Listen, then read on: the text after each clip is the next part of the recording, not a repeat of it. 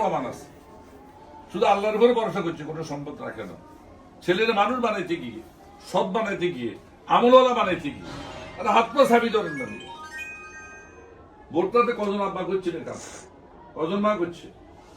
ভোটটাতে শীত, মা গরম পানি করে ছেলেদের জায়গায়, মা ছেলের কাছে আব্বু উঠো, মা গরম পানি করে নিয়েছে। কি আর এরকম আছে না? নাই, আমাদেরকে করছে। এতে কি মাকে ছোট হয়ে গেছে?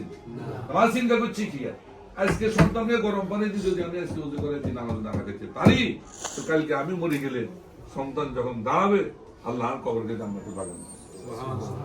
আব্বা কদিন চেষ্টা করছেন গরম পানি করে শীতকালে, যে গরম পানি করে নিচ্ছে, উঠো আব্বু উঠো উজু করো। আব্বা মসজিদে যাইতে, আজকে যেন কইছি মসজিদে যাইতে ছোট ঘরে নেই, কোন ঘরে? কথা কেন আমি জিজ্ঞেস করবো নামাজ কি জানো?